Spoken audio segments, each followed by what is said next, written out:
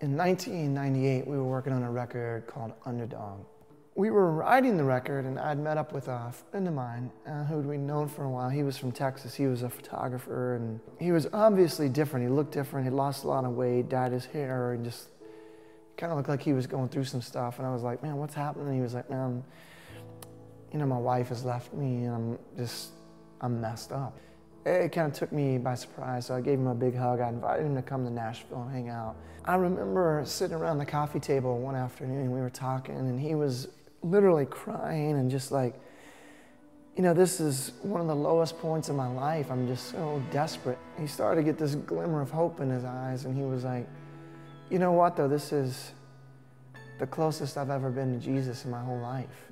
And I was like, man, I gotta write a song about this. It's perfect for the Underdog record. I wrote with some of the guys in Audio A this song called Good Life. And the chorus of Good Life went like this. This is the good life. I lost everything I could ever want, ever dream of, but this is the good life. I found everything I could ever need right here in your arms. You know, fast forward about 7 years, I was going through the same tragedy. I was going through a divorce. My marriage is falling apart, and things had really come to an end.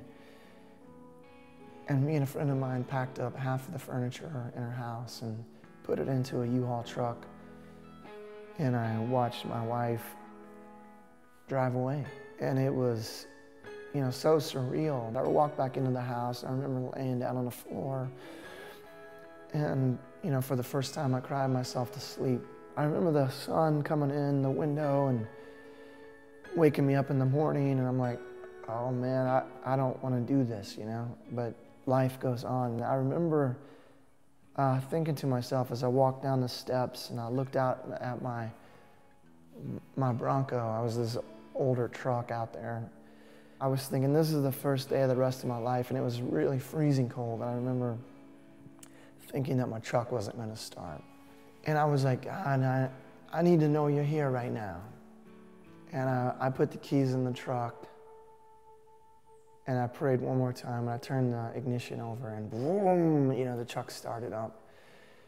And then music filled the cab. I heard this song, and it was, this is the good life.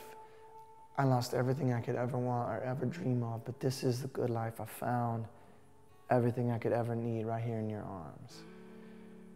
And at that moment, you know, I realized that God just didn't start my truck, that he had the song queued up on the local radio station the exact moment I needed him to.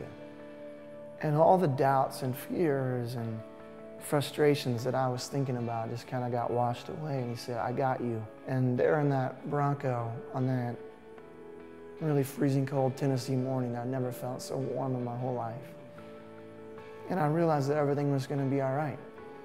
Even in the midst of tragedy, in the midst of heartache, even at these times, you can experience the good life.